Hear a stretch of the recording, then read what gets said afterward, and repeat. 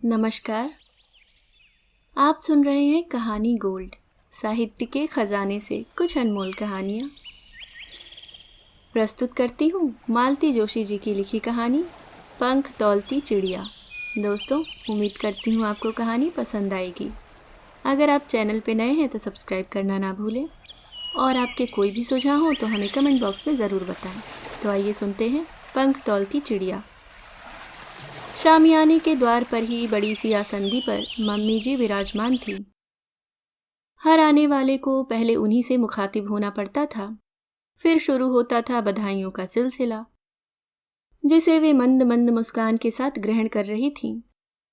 अवसर था हमारे नए क्लिनिक के उद्घाटन का, जिसे मम्मी जी ने अभी से नर्सिंग होम का नाम दे डाला था। डॉक्टर साहब की मां होने के नाते ही वे उत्सव मूर्ति बनी हुई थीं। मैं बेचारी बांदी की तरह हाथ बांधे उनके पीछे खड़ी हुई थी। लोग मुझे नज़रअंदाज करें, यह मम्मी जी का पहला उद्देश्य था। एक और भी मकसद था, मुझे जलील करना। इसलिए हर तीसरे आदमी के सामने वे बिसुर कर कह रही थीं। सचिन तो मना कर रहा था कि मम्मी इतना हंगामा करने की क्या ज़रूरत है, पर मैं जिद पकड़ गई। उसकी शादी में मेरे सारे अरमान धरे के धरे रह गए। ऐसी बदइंतजामी हुई कि क्या बताऊं। तब से मन बड़ा बेचैन था। बस एक ही साथ थी कि कोई खुशी का मौका आए और घर में जरा ढंग का जश्न हो।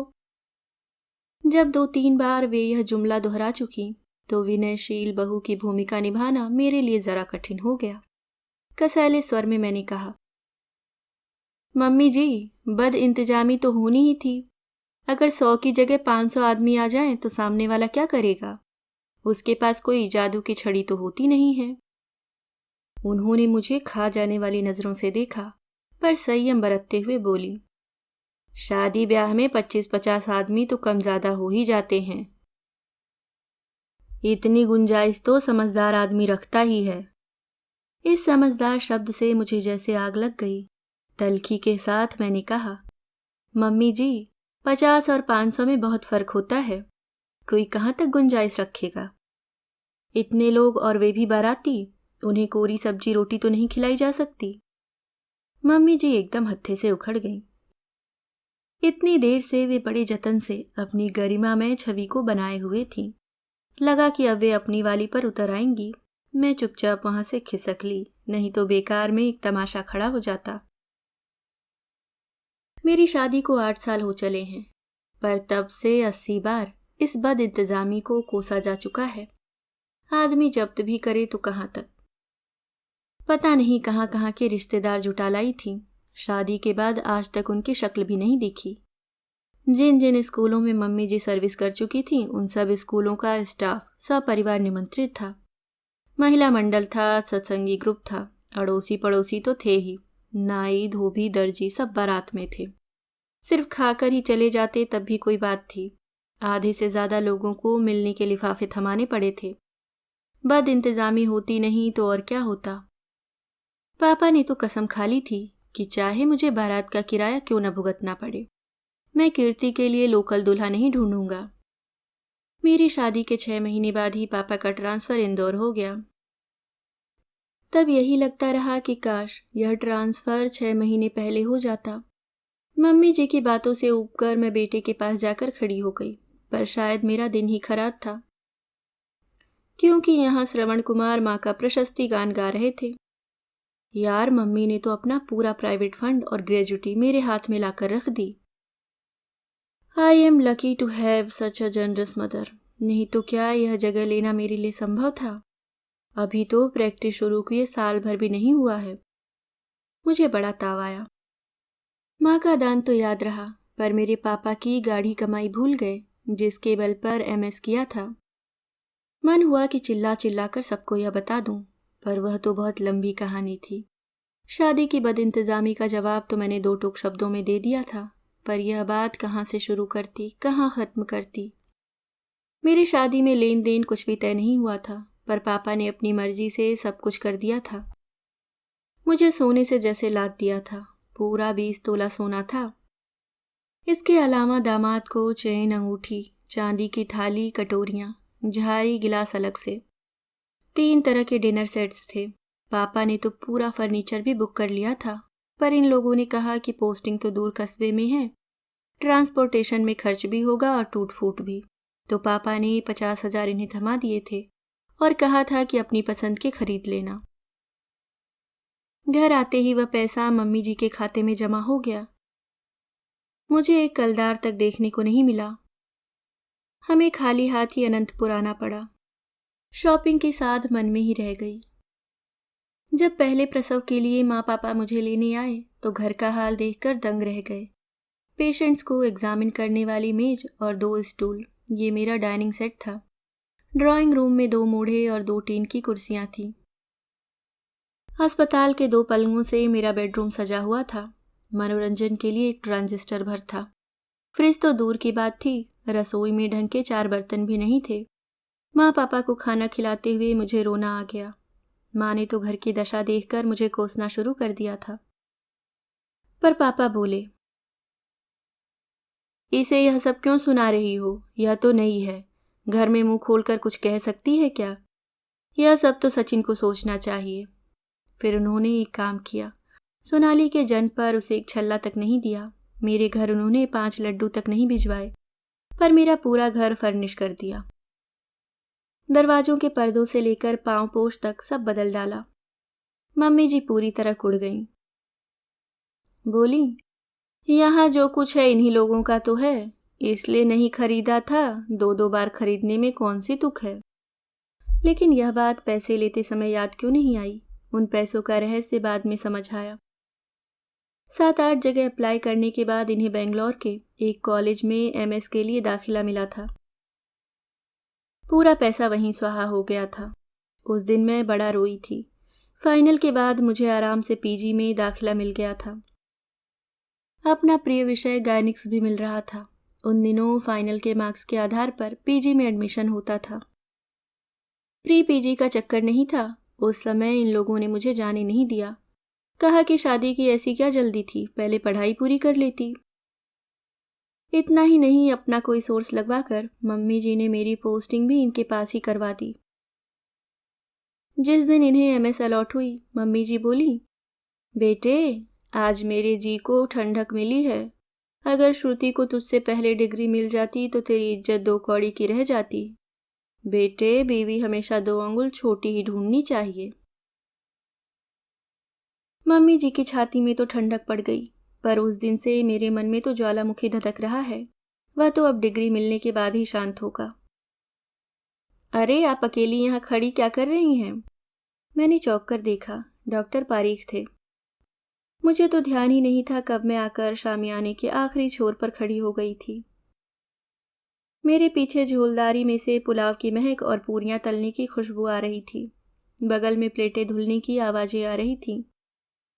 सामने लगी मेजों पर डोंगे भरे जा रहे थे, खाली हो रहे थे, और मैं यंत्रवत आगंतुकों से हाय हेलो कर रही थी, जबकि मेरा मन दूर कहीं अतीत में खोया हुआ था।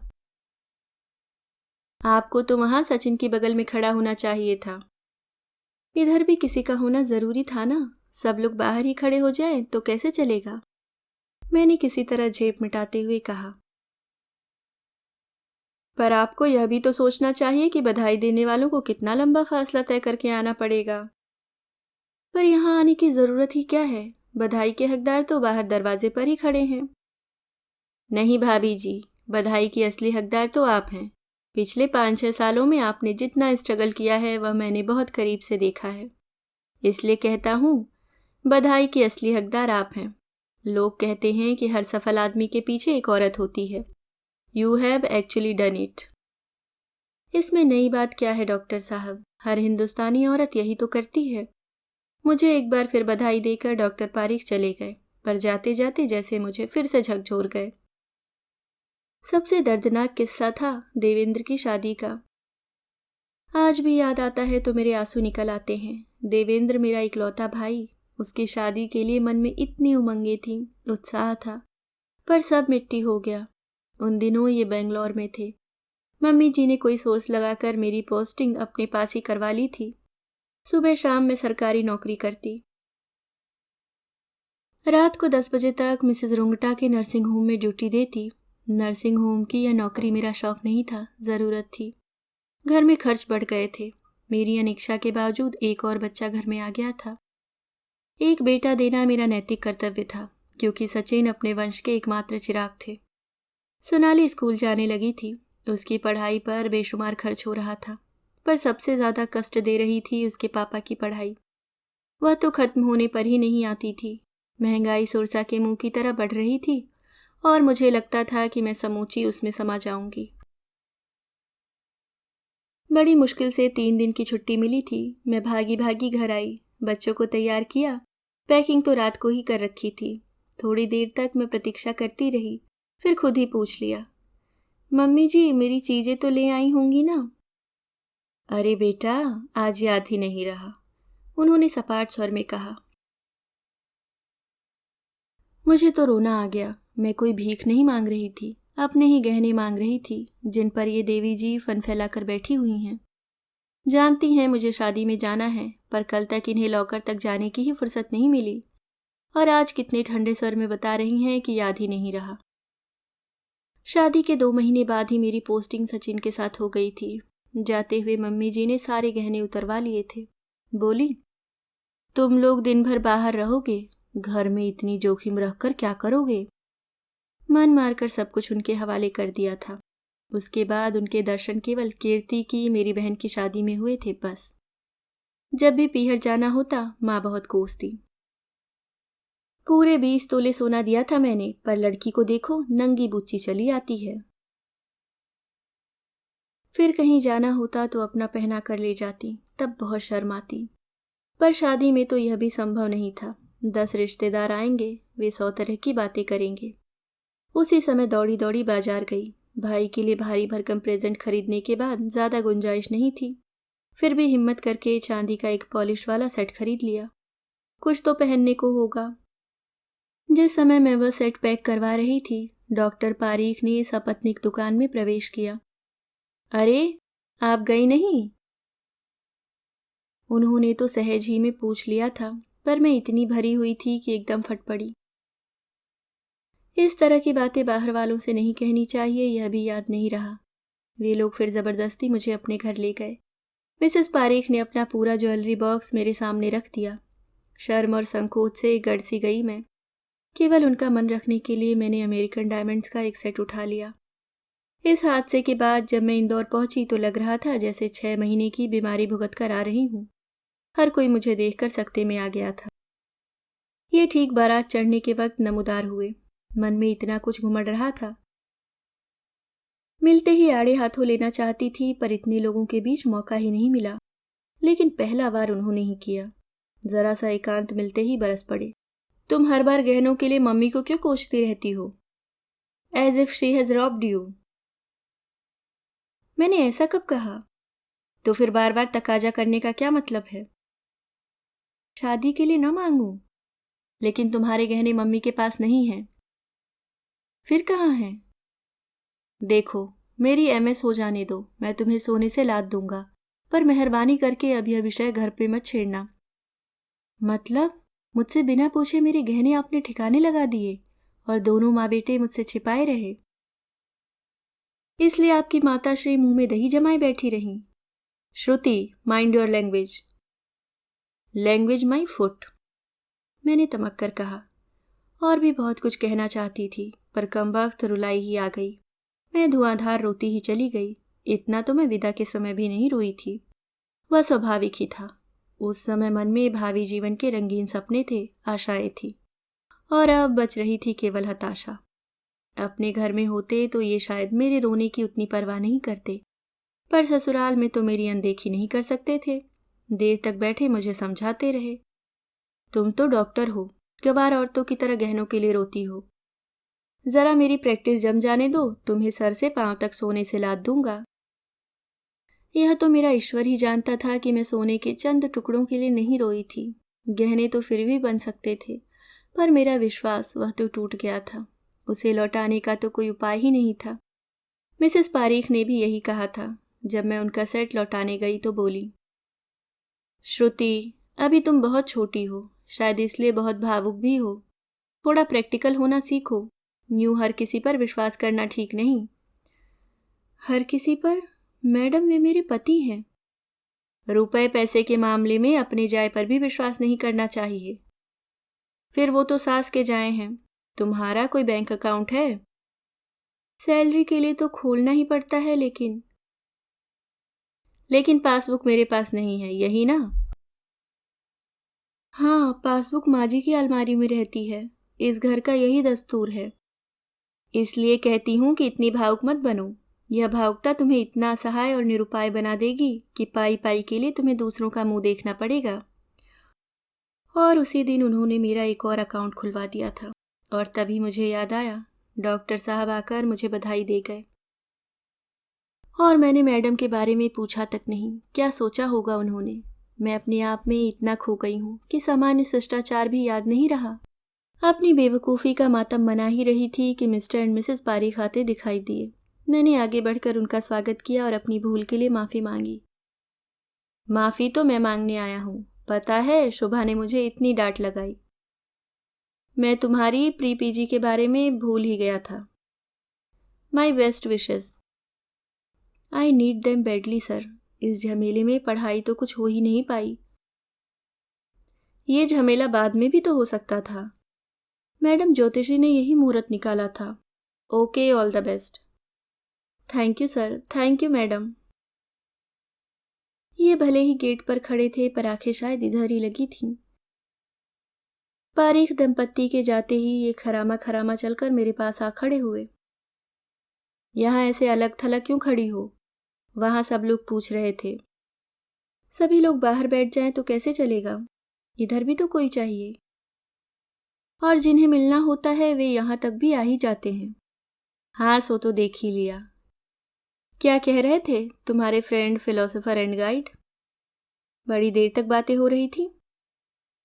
घर आए मेहमान से बात तो करनी ही पड़ती है, शिष्टाचार का तकाजा है। और शिष्टाचार की यह परंपरा सिर्फ दूसरों के लिए है क्यों? अब तक तो बड़ी हंस हंस कर बातें हो रही थी। मुझसे बात करते वक्त ही तुम्हारा मुंह सूज गया है। इसका कारण तो आप भी जानते हैं। उनका मूड एकदम उखड़ गया। बोले, वहां थोड़ी देर को मम्मी के पास खड़ी हो जाओगी तो छोटी नहीं हो जाओगी। अपनी नाराजगी का ऐसा सार्वजनिक प्रदर्शन करना जरूरी नहीं है। मतलब यह कि गुस्सा सिर्फ डॉक्टर पारीख का नहीं था। मम्मी जी ने भी पट्टी पढ़ाई थी।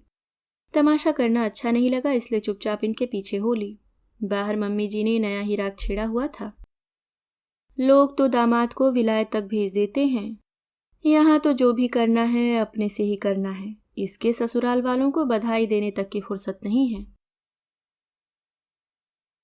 फिर से एक करारा वार करने की इच्छा हो रही थी, पर जब्त कर गई। लगता है यह जिंदगी वार करते और वार झेलते ही बीतेगी। मम्मी जी ने जो दिया वह तो ढिंढोरा पीट कर दिया, पर पापा का दान तो गुप्त ही रह गया।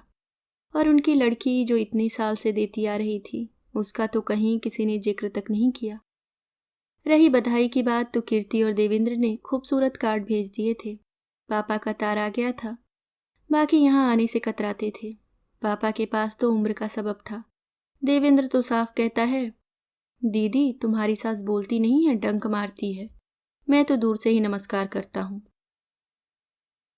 जैसा कि मुझे अंदेशा था, रात जमकर महाभारत हुआ। बिस्तर पर आते ही ये कसैले स्वर में बोले, आज पता चला कि तुम्हें अपने कैरियर की ज्यादा फिक्र है। पति के अचीवमेंट से तुम्हें कोई मतलब नहीं है। यही बात मैं भी तो कह सकती हूँ। मैंने बार बार चिरौरी की थी कि कोई दूसरी तारीख ले लीजिए, मेरी पढ़ाई डिस्टर्ब हो जाएगी। पर आप तो चाहते ही नहीं कि मेरा सिलेक्शन हो। फालतू की बकवास मत करो। तुम्हें अच्छी तरह मालूम है कि यह तारीख मैंने नहीं, पंडित ने निकलवाई थी। डॉक्टर होकर आप ज्योतिष पर इतना विश्वास करते हैं? दुनिया करती है। और तुम जो इतना वावैला मचा रही हो। फॉर्म भरने से पहले किसी से पूछा था? और पीजी करने की इतनी जल्दी क्या थी? मेरी प्रैक्टिस एस्टेब्लिश होने तक रुक नहीं सकती थी? मैं तो रुक जाऊंगी, पर मेरी उम्र तो नहीं रुकेगी ना। वह तो मुट्ठी में पड़ी रेत की तरफ फिसलती ही जाएगी। तय तो यह हुआ था कि आपके लौटते ही मैं अपनी पढ़ाई शुरू कर दूंगी। पूरे 1.5 साल तक मैंने प्रतीक्षा की। जब आपने बात नहीं उठाई तो मुझे पहल करनी पड़ी। वैसे आपको चिंता करने की जरूरत नहीं है। जैसे माहौल में मैंने तैयारी की है, मेरा निकलना तो असंभव ही है। और मान लो सेलेक्ट हो गई तो ये घर ये बच्चे किसके भरोसे छोड़कर जाओगी? क्यों? आपकी गैरहाजिरी में यह सब मैंने संभाला था, अब आपकी बारी है। मतलब मैं काम धंधा छोड़कर अब तुम्हारे बच्चे पालूंगा? ये बच्चे सिर्फ मेरे नहीं हैं, आपके भी हैं। फिर घर में मम्मी जी भी तो हैं। मम्मी की उम्र है यह सब करने की। मैं साफ कह देता हूँ, जब भी जाना हो बच्चों को इंदौर छोड़कर जाना। क्यों? क्या मेरे माँ बाप बूढ़े नहीं हैं? पिछले साल तक तो नहीं थे। कीर्ति जब बीएड कर रही थी तो पिंटू किसके पास था? पता है कीर्ति हर महीने 1000 रुपए भेजती थी। आपका भूता है?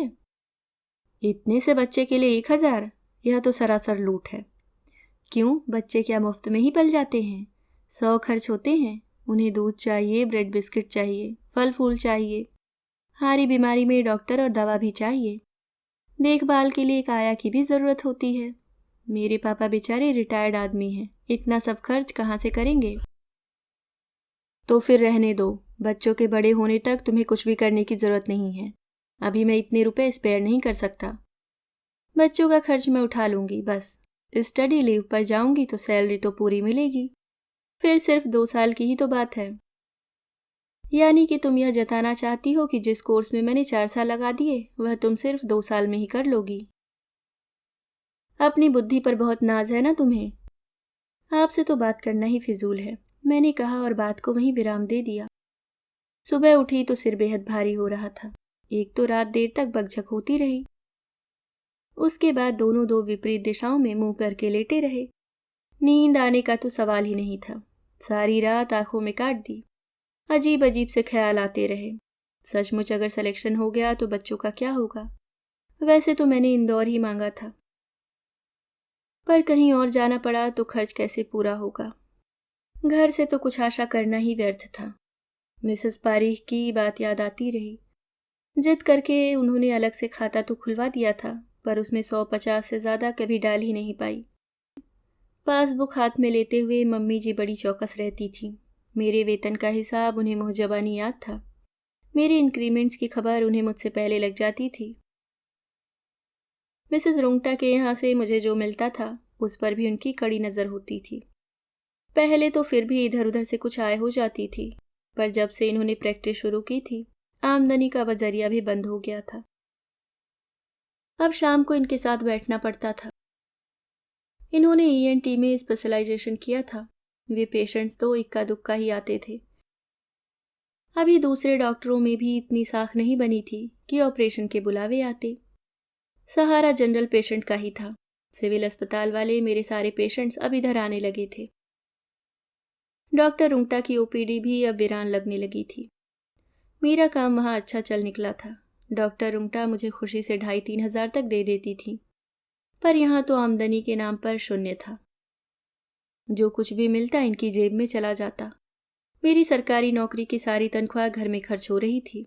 रिटायरमेंट के बाद मम्मी जी ने एकदम हाथ खींच लिया था। यद्यपि घर में शासन अब भी उनका ही चलता था।